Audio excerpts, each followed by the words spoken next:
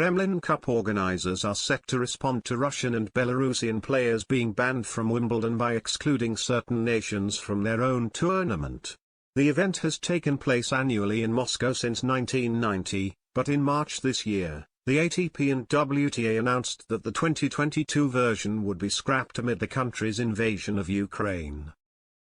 In a joint statement, the authorities said, "A deep sense of distress, shock and sadness has been felt across the entire tennis community following Russia's invasion of Ukraine in the past week. The international governing bodies of tennis stand united in our condemnation of Russia's actions."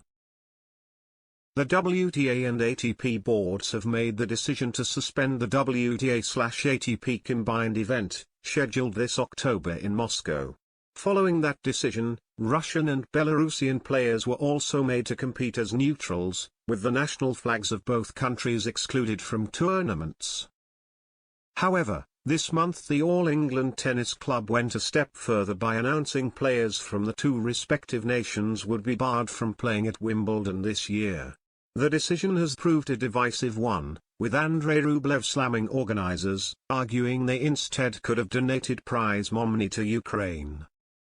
Novak Djokovic has also criticized bosses at SW19, while Victoria Azarenka has said that there should be consequences for the decision that she claimed does not make sense. According to Serbian media outlet Blitz though, Russian tennis authorities plan to strike back by pressing ahead with the Kremlin Cup after all, but only inviting players from 6 nations. As well as the players from the two countries being sanctioned, there would be invites to personnel from Kazakhstan, Armenia, Tajikistan, and Kyrgyzstan.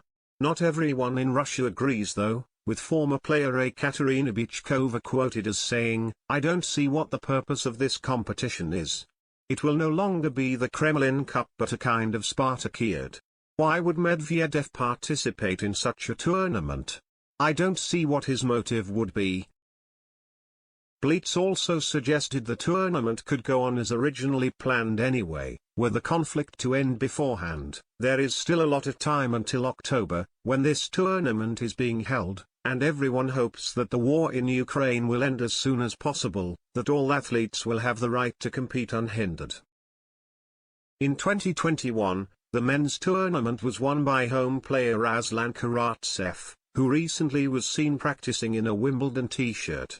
The women's champion was Estonian player Anett Kontaveit.